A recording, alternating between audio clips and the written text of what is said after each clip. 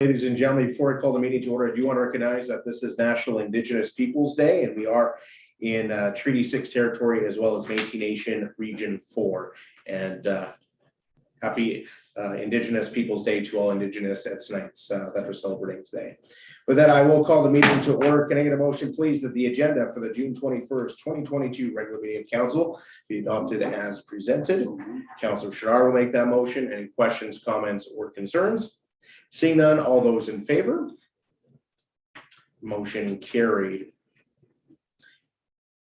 Can I get a motion that the minutes of the June 7th, 2022 regular meeting of council be adopted as presented? Councillor Byer will make that motion. Any questions, comments, or concerns? Seeing none, all those in favor? Motion carried.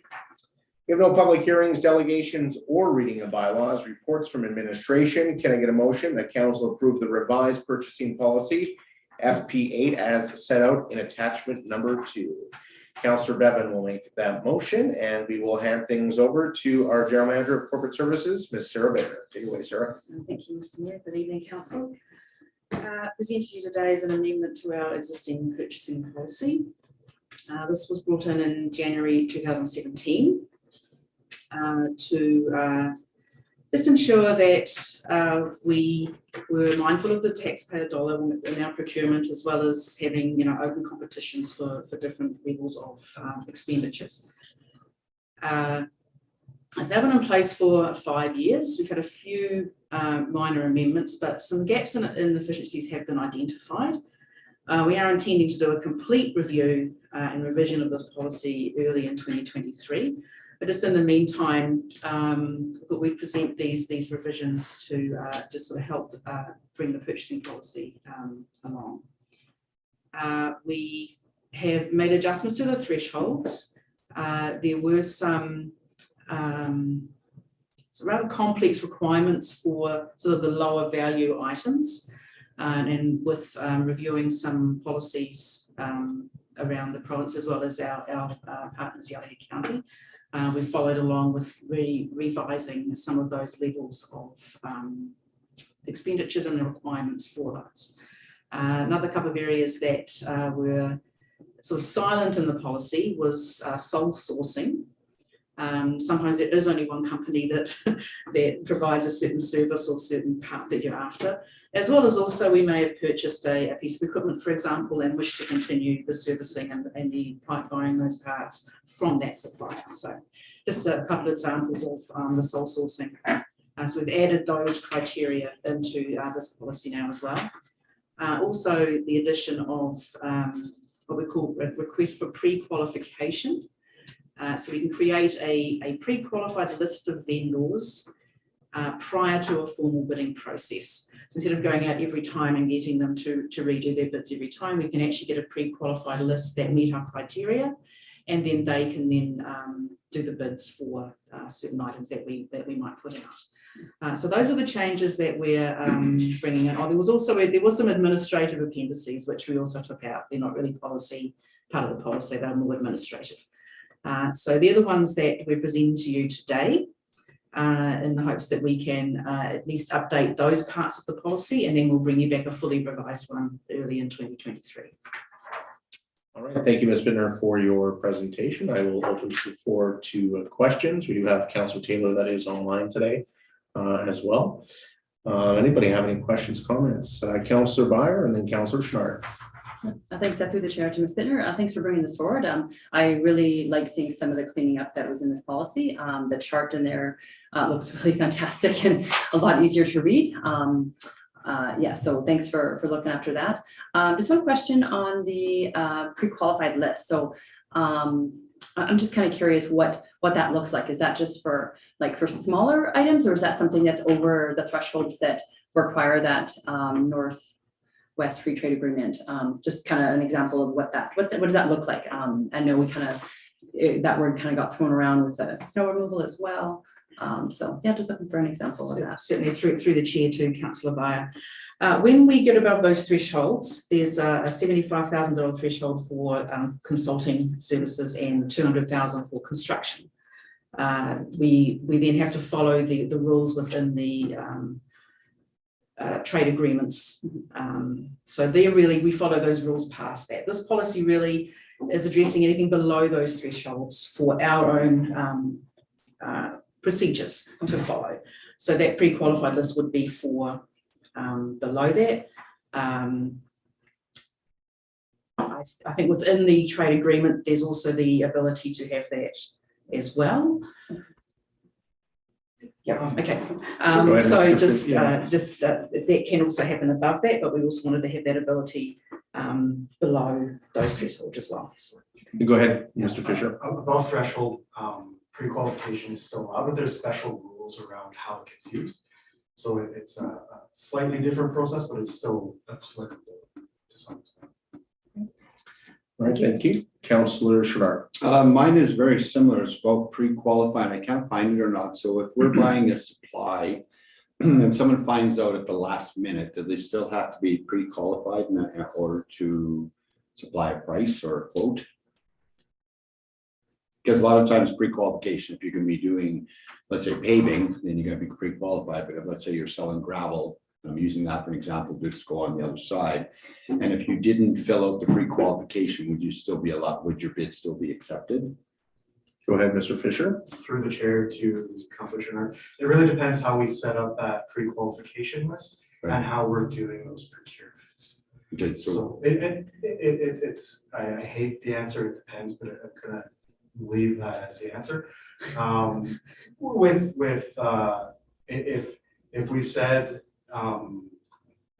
you must be pre-qualified in order to bid on this job, you must be pre-qualified in order to bid on this job. And if you're not pre-qualified and we're just going out for a quick, giving a quote to our pre-qualified contractors, they're pretty much on the hook, right? But we can always make them aware of it and help them through that process of walking through getting pre-qualified. It really helps our operations crew to have this list. If we need an electrician, an emergency, we've got a list we can go to. If we need truckers, we need any kinds of supplies in a hurry. That's a really helpful thing for us to have. You just follow that. So I understand that. So a lot of times you hear complaints because people aren't paying attention. So then if the pre-qualification list is, so we will do more effort, maybe let's say if we're hiring a grader, go through our list and say how many grader people are around or gravel, etc. So I guess the onus would be on when people want to bid, encourage them, go to the town, let them know what you're supplying and get on the pre-qualified list. That way, anyone on the pre-qualified list, they would be invited to tender or quote when the time comes in, would be how to get on that list. Through the chair to Councillor Sherrard, that would be the intent. Okay. But it's sometimes even with that list, we might decide to throw things public and to have a go at it. Okay, thank you. Thank you, Councillor Sherrard. Anybody else? Councillor Pisichny. Yeah, through the mayor to administration, I do want to applaud the administration for maintaining the support for local business. That is appreciated, as that was the original intent of the policy. I do like how you're cleaning it all up and adding things like just simple things as in it makes a lot of sense to me, and get rid of a bunch of the mumbo jumbo. So good work. All right, anybody else?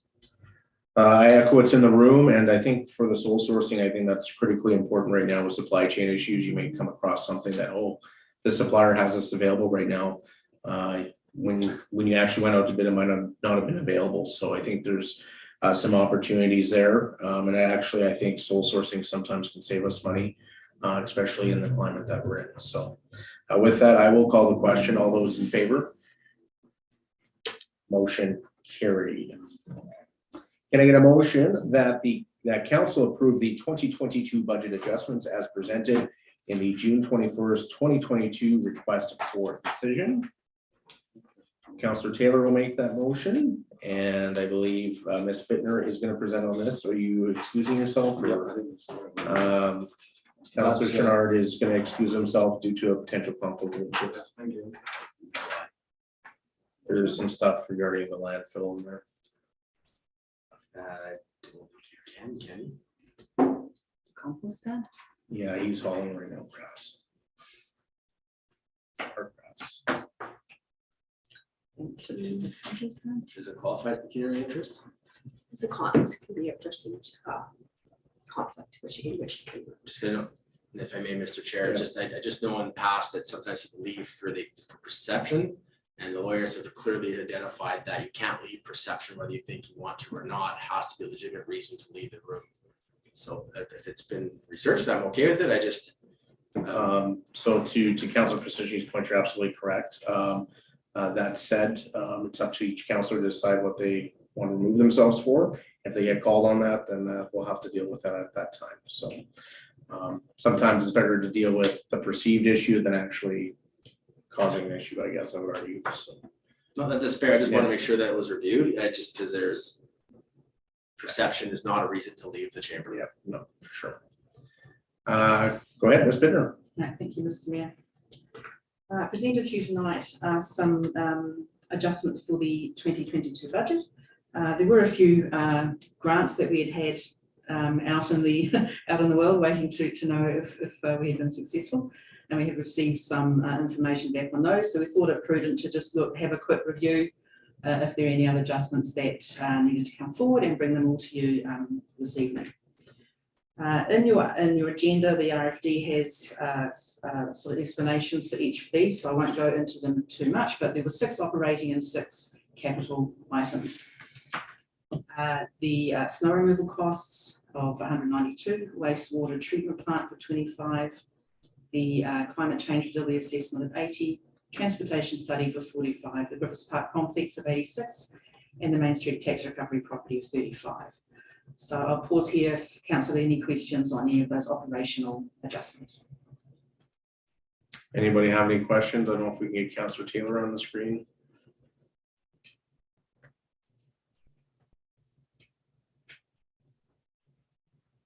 Nobody in the room has questions. Councillor Taylor, do you have a question? No, I don't have any questions. Thank you. Okay, moving on for the 6 capital, there was a adjustment for the reservoir retrofit, which we are proposed funding from the old federal gas tax fund. The crossing lights of 50,000. The Vision Park Ball Diamonds Playground was just a budget transfer. The landfill compost pit has adjustment of 300,000, and then slight adjustments for the airport tractor and mower. So I'll now open up to questions for the capital adjustments. All right, any questions on the capital? Councillor Taylor, you're good? No questions. Thank you. All right. That's it. All right, so I think it's pretty self-explanatory. With that, so if there's no questions, I will call the question. All those in favor? Motion carried. That was easy.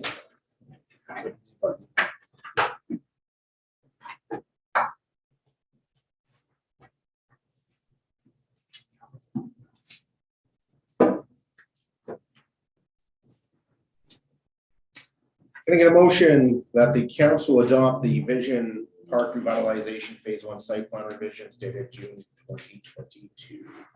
Councilor Moore will make that motion, and we have Mr. Guy Latour, Parks and Facilities Maintenance Manager, with us this evening. Welcome, Guy.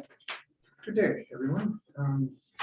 Through the chair to council, I have just a very quick presentation based on the report in front of you.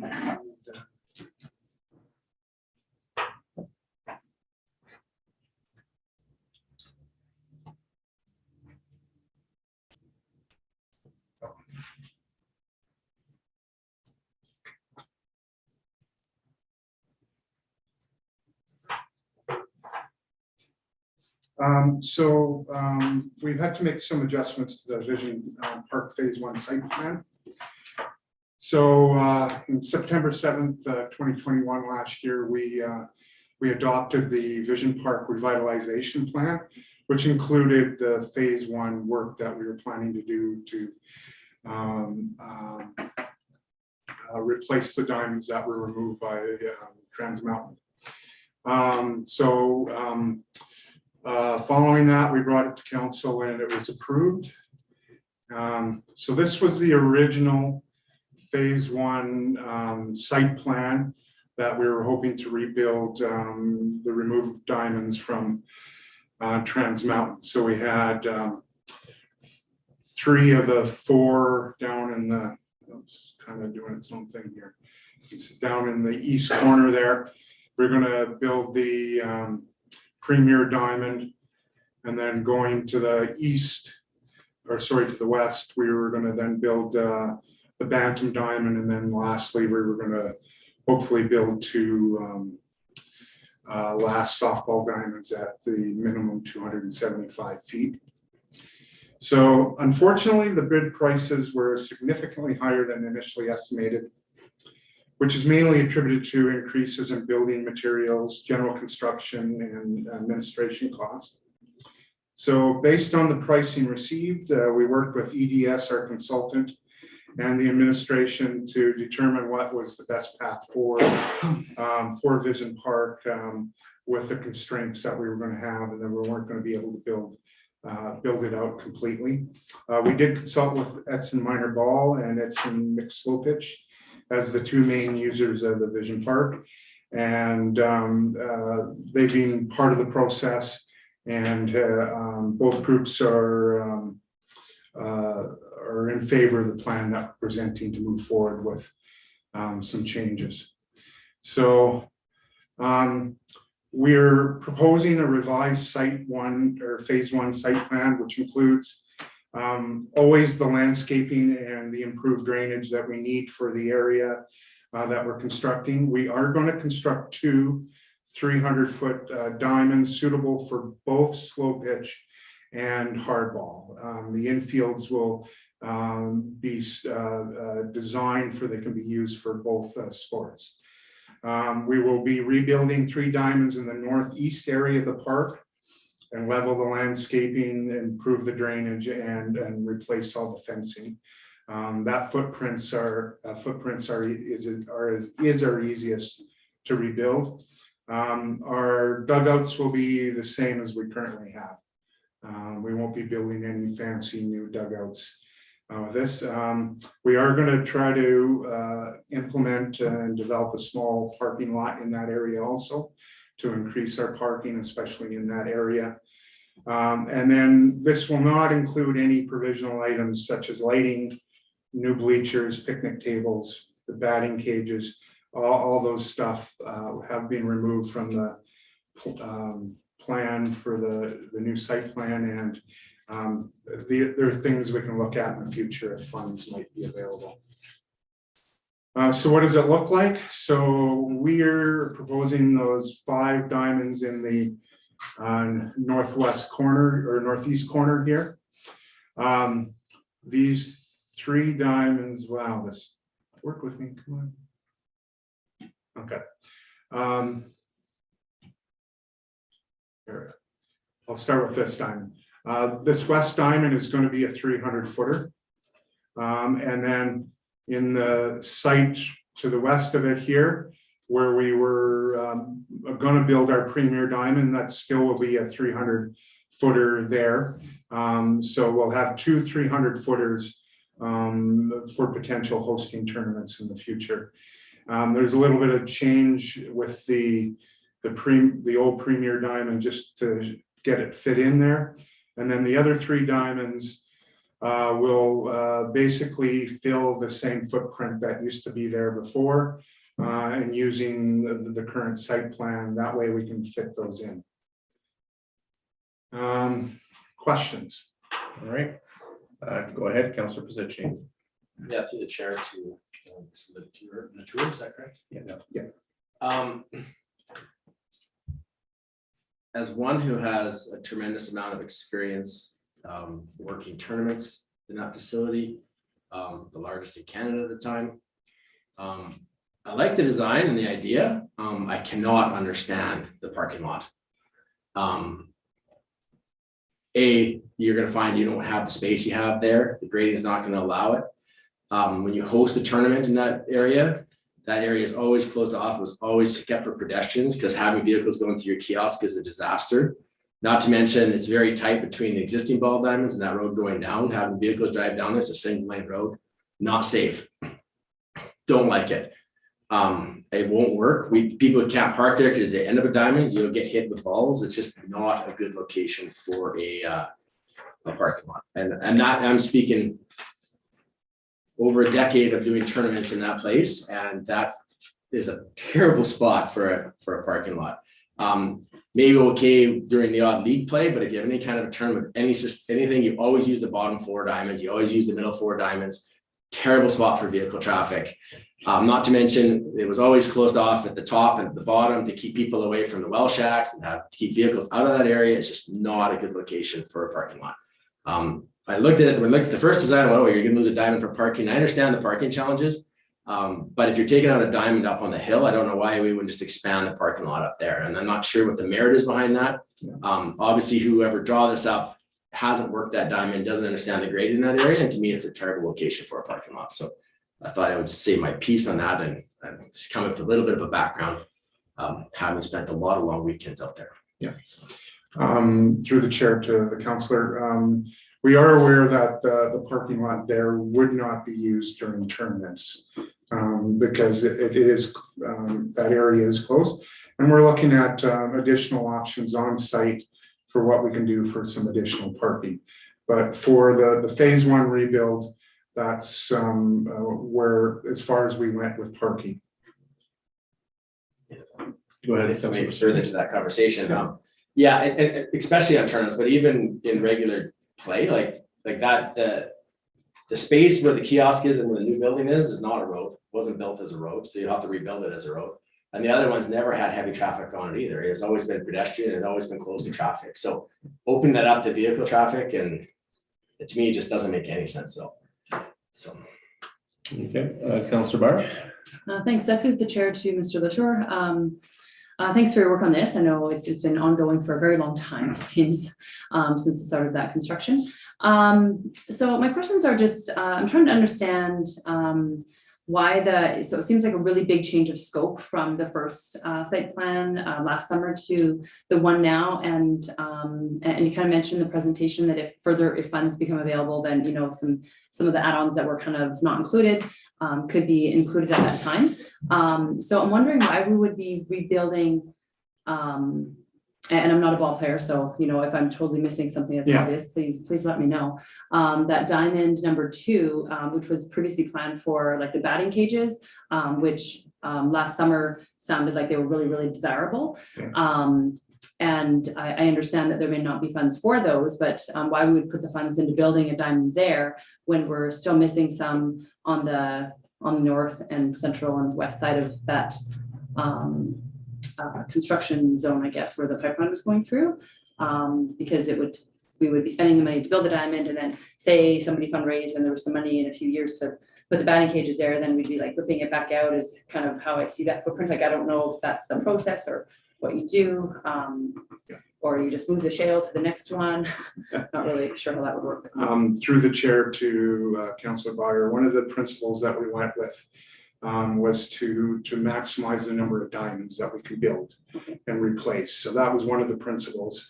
So to use that footprint for we could get a 5th diamond. If we started moving outside that to the west, we're talking massive amounts of grading and a lot of site work as we go west. So this was with the principle of building the maximum number of diamonds we can to have the biggest impact. There's locations on site. We've been working with Minor Ball about a batting cage because they're still very interested in it. And there's locations that we can put a batting cage and do some other work in different places. But as soon as we start moving east, one of the challenges we have is massive amounts of grading and site prep to put that next diamond in or go across. So the main principle was get as many diamonds for the funds that we have that we can build for, we can have the biggest impact that way. And we can deal with some of the other issues as we, you know, like batting cages and stuff like that as we move forward. And we're working really closely with Minor Ball to do some of that. Councillor Sharp. Through the chair to Mr. Latour. How many diamonds do we have functioning right now? We have 11 diamonds functioning right now. Because we've kept one in service that was not, that was going to be decommissioned, but we're keeping it now. So with that said, I understand the premier diamond is the 300 footers would Yeah. be the northeast corner, because that's where the premier diamonds were before. So Yeah. primarily you're up on top of the hill closer to the far west end. So that's where the functioning diamonds are now. The functioning diamonds are in the northeast corner. Right, or okay. Northwest. I have my, yeah. Yeah. So, yeah, I'm hearing the parking and I didn't even pay attention. On the Warehouser side, is their fence moved over? Because that used to be the parking lot. Yes, so I've reached out to Warehouser to confirm parking. They are open to it when it's available. And right now they're using it for operations. And right now it's not available for us for parking. So the other end, if you go to the southwest corner, yeah, where the train, there used to be housing years ago, so there's a little bit better foundation, may not be ideal, because I have to agree with Councillor Psichny. Yeah. You don't want vehicles driving when balls are flying around. And most of the time, because when you're carrying ball equipment, it's not heavy equipment. So if you have to walk a little ways, it's not a huge deal.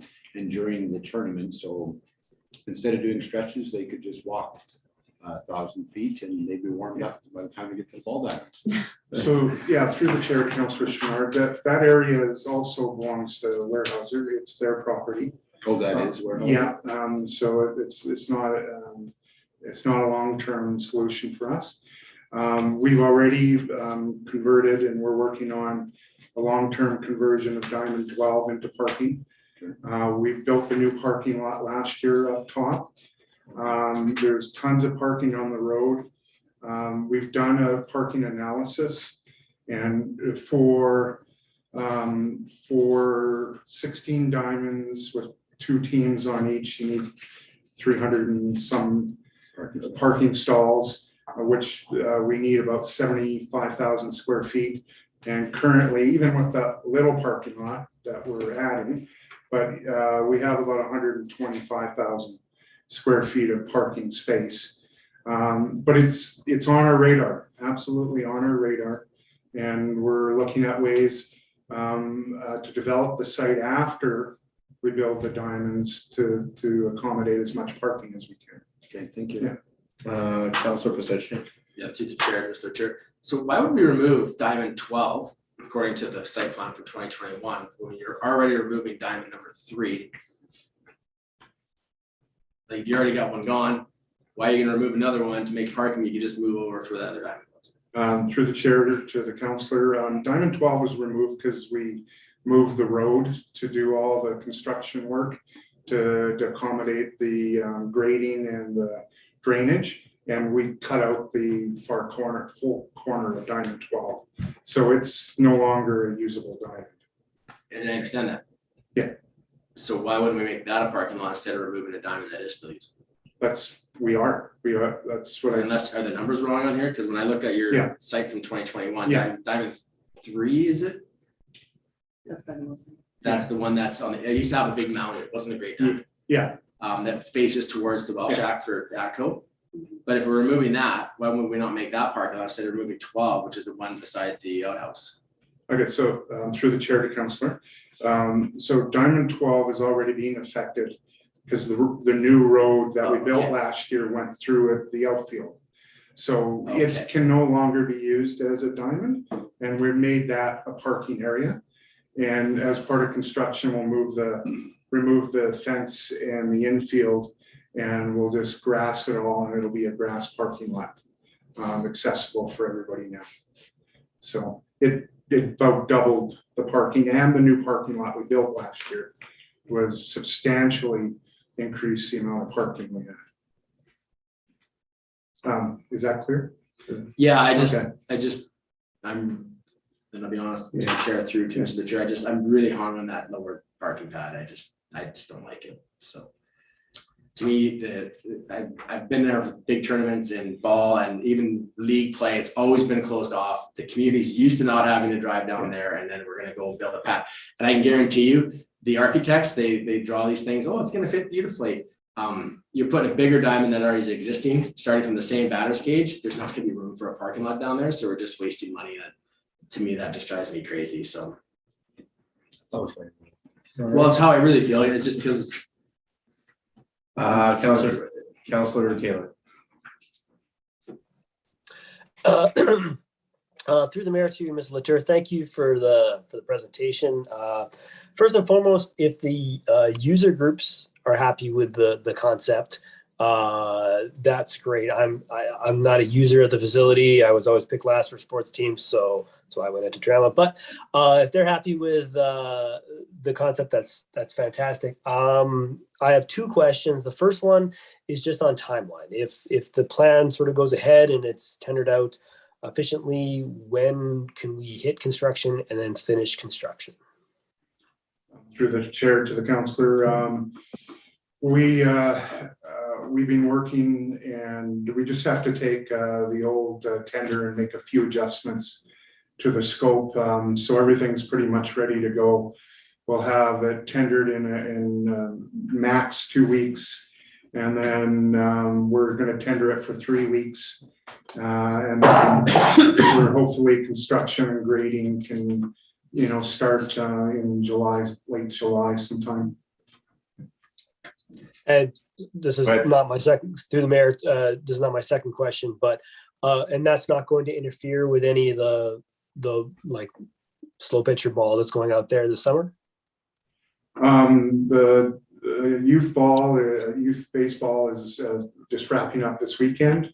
And then there's on and off stuff with the senior ball.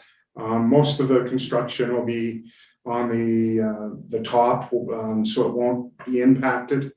And it'll just be, the only stuff that'll happen below is recovering of shale and stuff from some of the old diamonds. And we're using the old bottom corner as a fill to pull fill from. Okay, so on to my second question to the mayor. So parking as well. I've been trying to the reason why I keep looking over this way is because that's where I have my laptop set up trying to look at the map.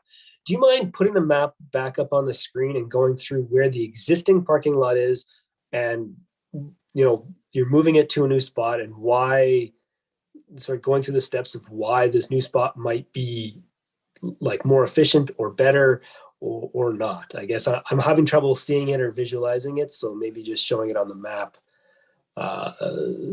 can put me straight, I guess.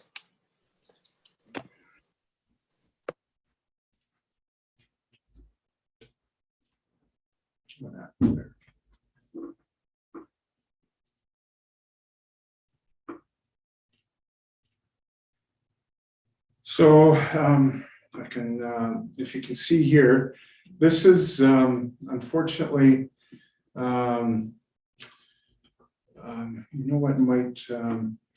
this is the parking lot we just built.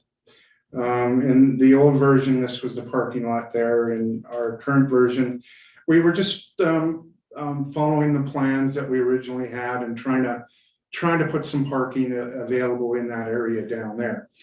We have this new parking lot we built last year. Just below it is Diamond 12 that we decommissioned that we're using for parking. Then there's parking along the road, and there's huge potential for up here to do a little bit of work in the future to make this area just a grass parking lot. For we have it accessible up there is our best plan moving forward for additional parking on site. Down in the southwest corner, it's a hill, and we're pulling fill from it. So, but as we move forward, like I said, we did an analysis, and we currently, with the little parking lot, have about 75. We need 75,000. We already have 125,000 square feet. But for tournaments and large events, this would be the most likely area up in the northwest corner to develop as just a grass parking lot and additional overflow. And there's even an exit and entrance off the main highway. But we would need to do a little bit of work with it to get it to that point. But that's our biggest potential for additional parking moving forward after we get the diamonds built. All right, Councilor Taylor, are you good now?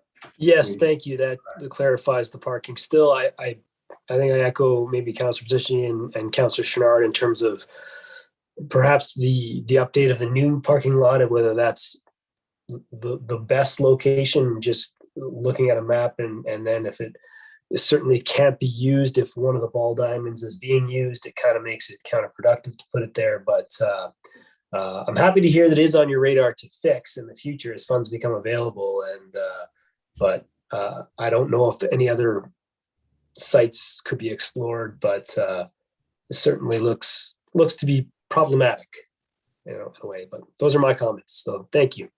Thank you, Councillor Taylor. Community Protective Services General Manager Bob Beck. Thank you, Mr. Mayor.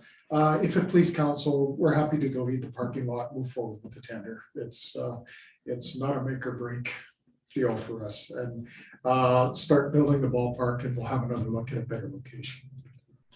If there's nobody else, I'll jump in here.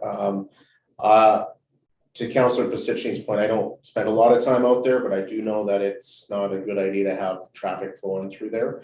I much rather see that money, if we're spending money for a parking lot there, rather put batting cages there myself personally, but because I think there's a bigger desire for that and people will figure out where to park if they need to. Being out there after the road construction, which by the way was phenomenally done by a local contractor here in town. People are already utilizing that northwest corner for parking, even though it was safe to park here because we got fresh grass. So my question to administration is, are we going to be advising our local contractors that this is going to be going out? Because I know that they have been involved in the construction of this facility, and I certainly would hope that our local contractors have a chance to do the work here.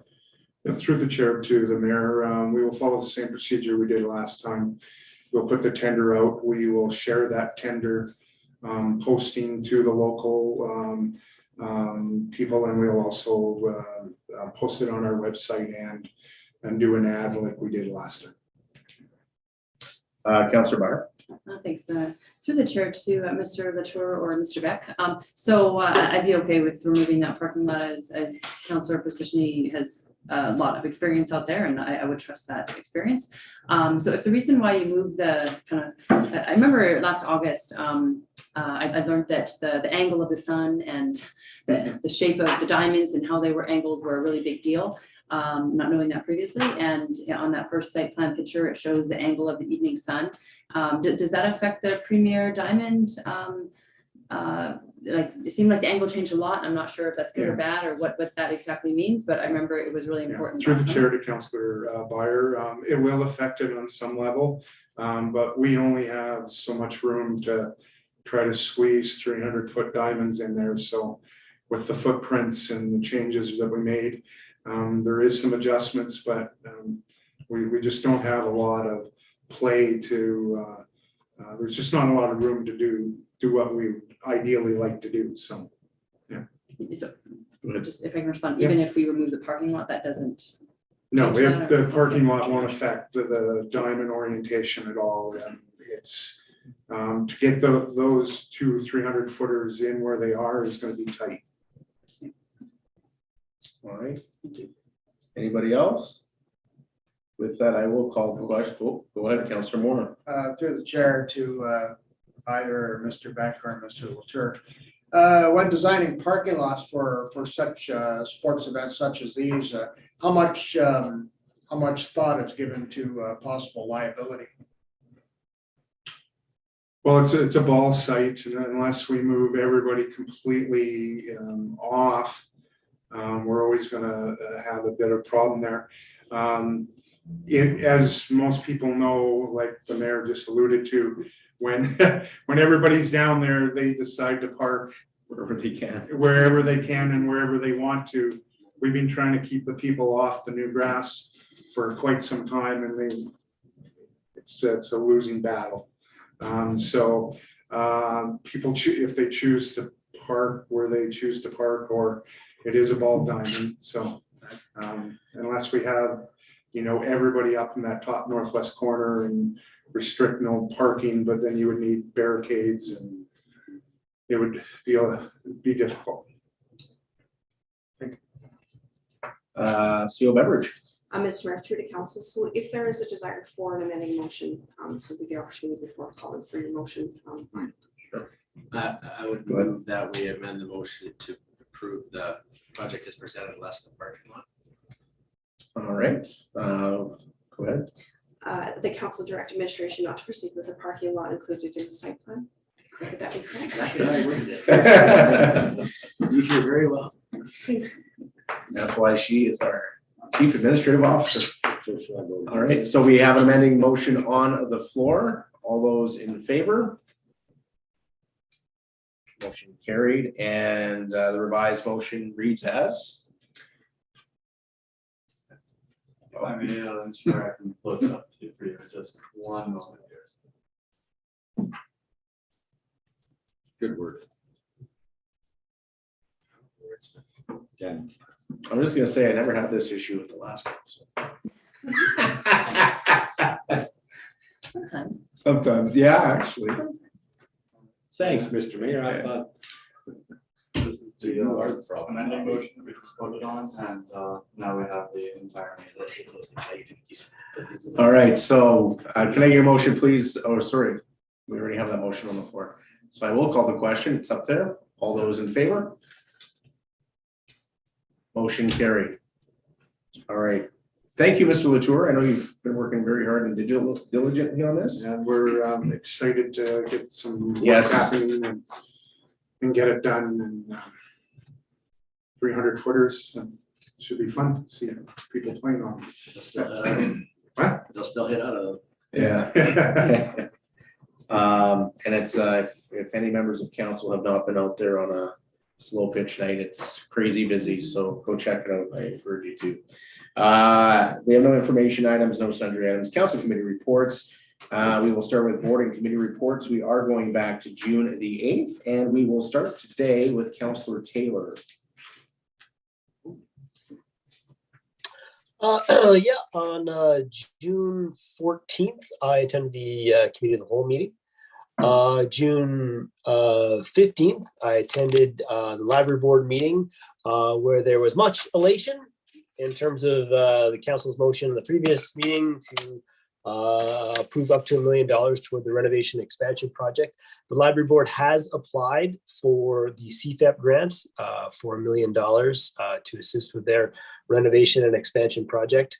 We also approved the budget, so there will be approximately a $2,000 increase in request for funding to the town of Edson.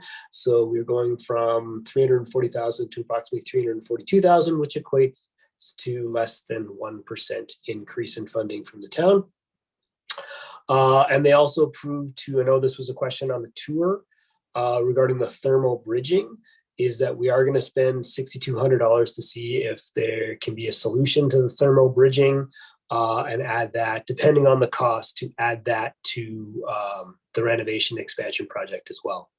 On June 20th, I was unable to attend, but sent a proxy vote to the Yellowhead Regional Library Board meeting.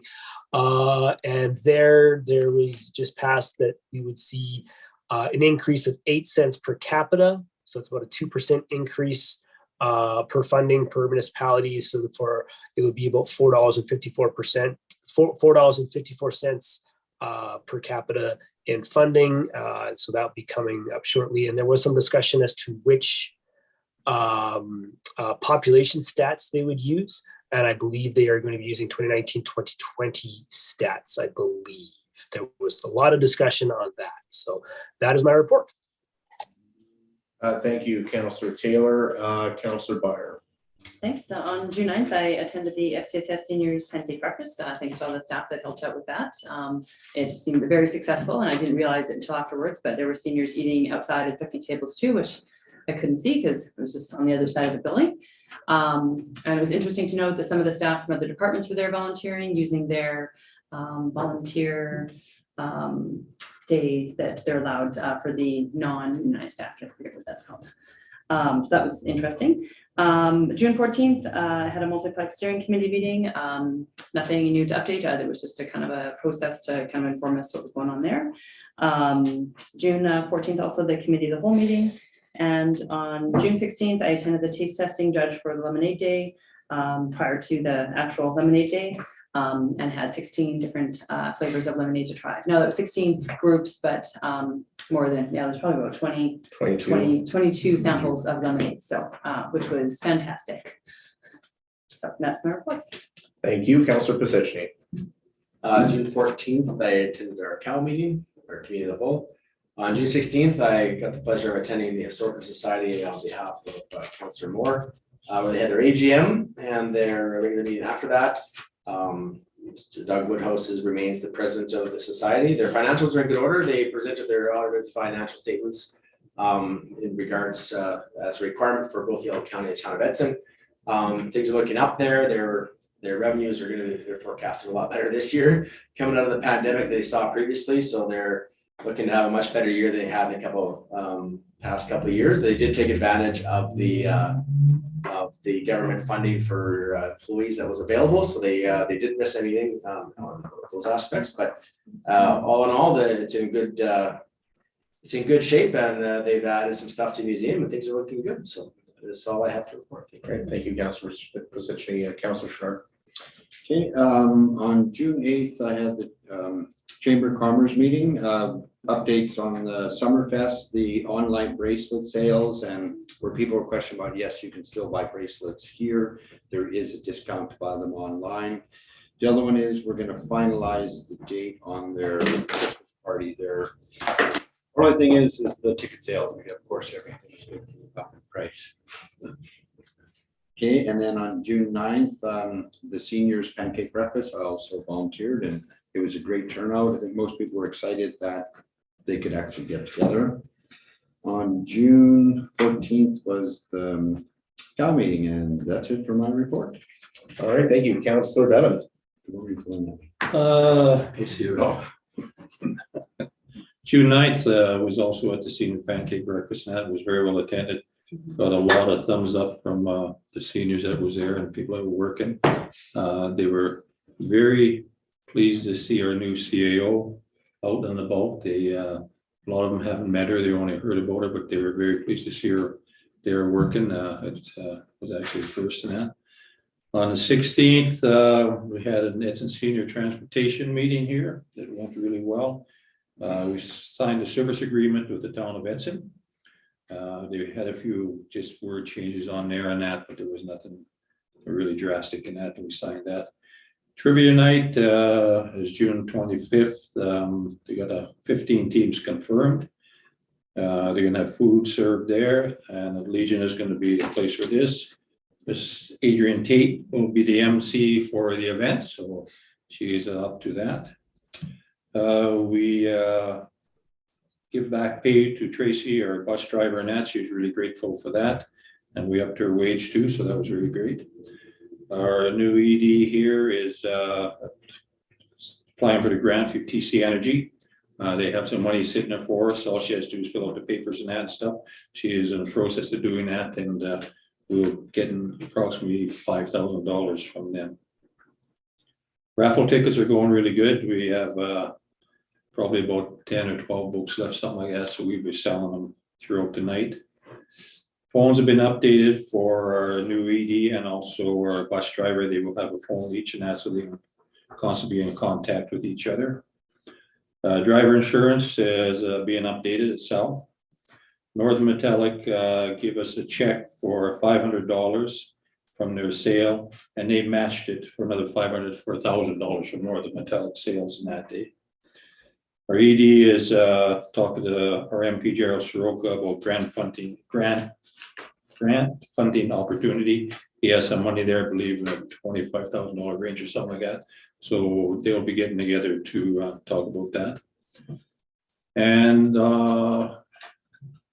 senior transportation will be partnering with the town here on that $45,000 to consult on the transportation study, and that we voted unanimously on that we will, our ED will be working closely with and the fire here for sure in that. At least I didn't call them. So they're going to be working closely on that. We passed that. We're starting to do online marketing. We also have follow-up action list we have started now. Priority status, start date, that's basically the same thing we use, high, medium, low priorities and that. Calendar is being put out. It will be updated every month. And we also have a Facebook page right now. And it's got a nice logo on it, School Works Net. A lot of people have been clicking on it, they really like it. So we're looking forward to move ahead with that. Society is moving ahead really great. We've got good members and we're expect to see a lot of us from here on in. That is lemonade tasting on 16th, which was okay, was a little better than previous years, but still with some faces made on it. So especially when you shake one up and it turns to sparkles. Yeah. That is, a little different on that one. Or you poured the other one into a cup and it changed from one color to another color. That was a little different too. So, and then on the 18th, we went out and done our lemonade stands, which was 16 of them and 34 children. Some very creative ideas out there. Found children they had a lot of questions and we had questions of them. And even one from the county came in, which was really nice. I think it was Knight Junction. It was Knight, yeah. They came in and set up and they done an excellent job. I'd like to see more from the county. It was, but overall, we spent about 3 or 4 hours doing that. Stands were excellent. The kids were good. So yeah, it was excellent. That is my report. All right, Councillor Moore. Yes, I attended the Yellowhead FCSS regional board meeting on January 8th, and there's certainly a lot of boards in the area. And yeah, they all do fantastic work in different areas. Homelessness, of course, is a big problem around the region. And everyone was expecting or hoping that there was more money coming from the federal government for this. And yeah, it's certainly a problem. They recognized retirees at one of the conferences recently, where the theme was stronger together. And I think that that speaks for everyone, probably. Hinton, every community put on seniors events. Hinton put on, I believe, 25 senior events for the week, and that's quite substantial. And the Reverend Bill Bulger was recognized for a Lifetime Achievement Award, and a lot of people know him in the area. Of course, FCSS does tax returns for seniors and others, and it's quite the thing in most areas. 50, I believe it was, somebody can correct me if this is wrong, 510 tax returns done in Edson. Does that sound right? Yeah. Okay, good. Yes. Good. And no, for example, Fox Creek, which is a smaller town, 50 tax returns, Swan Hill 60. So definitely the demand is out there, and people take advantage of it, and the different FCSS departments are happy to do it. Helps out people a lot. And did you want me to go back and do the a little FCM? But that'll be next on the agenda. Okay. Yeah. Good. And of course, 9th, I was at the breakfast, and that was quite the event. Saw a lot of people that I haven't seen for a long time, and the social aspect was especially welcome. And not to mention the breakfast, which was fantastic, covered every area of food groups that they can Extremely remember. good grapes, I heard. Oh yeah, the bacon was fantastic too. Everything was good. Thank you. All right, thank you, Councillor Moore. For me, also attended the FCSS Seniors Pancake Breakfast. Thank you to our community development team and everybody involved with that. The seniors, by the time they got to our grape croissant area, they're like, "There's more." They had to come back for seconds and thirds, and it was great. So many smiling faces, and always a great event. We had the Cal meeting on the 14th. Also on the 14th, we had a multiplex steering committee meeting, I believe. So we should hopefully have something to report in mid-July once we get some details firmed up. On the 15th, I had a meeting with Weyerhaeuser regarding some operational things. Rail access is a huge concern for them. Here's an interesting note, and it was surprising. When they need extra rail cars, they have to go out and bid on them. So say if they bid on 50 cars and they're saying $200 a car, I'm just throwing numbers out there.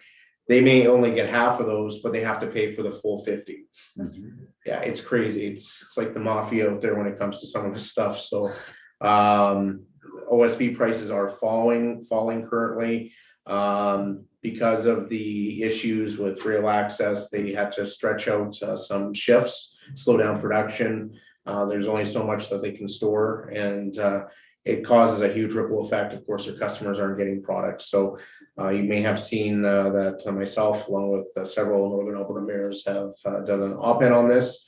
And we continue to ask for the federal government to improve rail access for producers here in Northern Alberta. On the 16th, we did the lemonade tasting, quite the variety and quite the creativity among the kids. That was fantastic.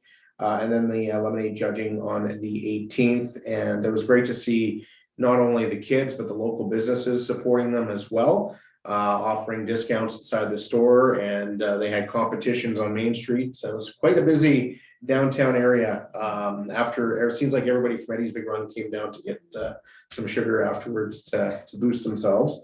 And that is my report.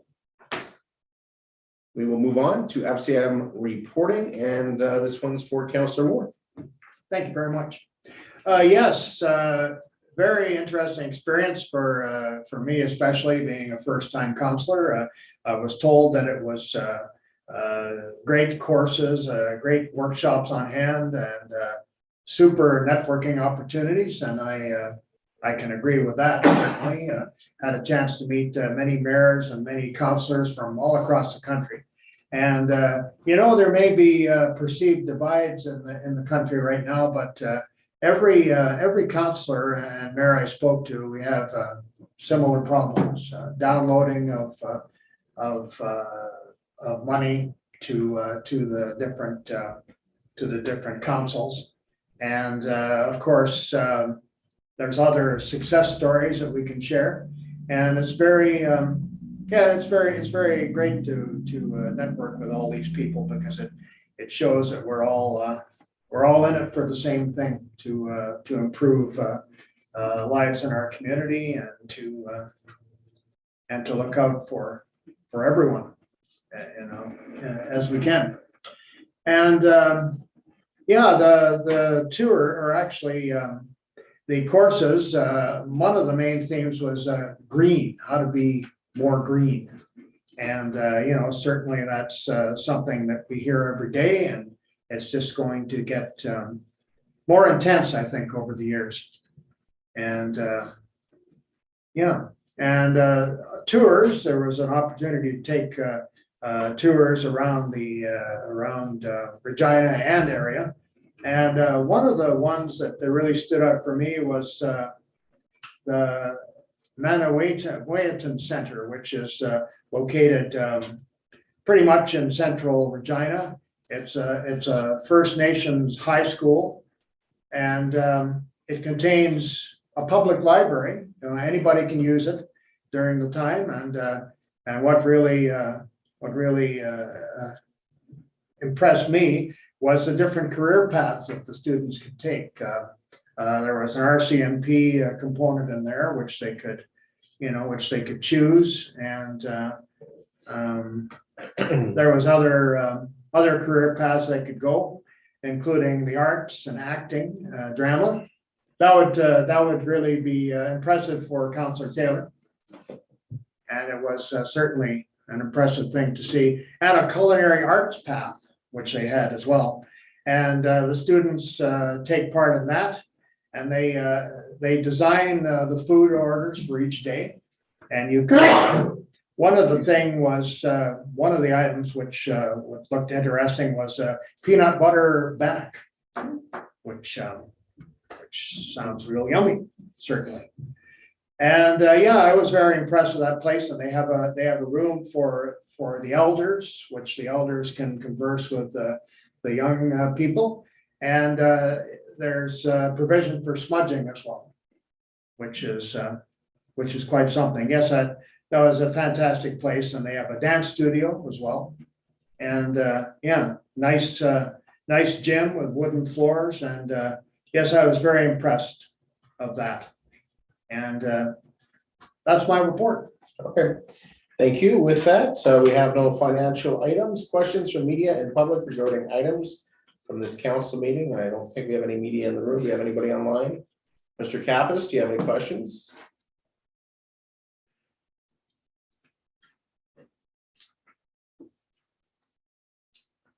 Doesn't seem so. So we will move for a motion for adjournment. Councillor Sherrard, all those in favor?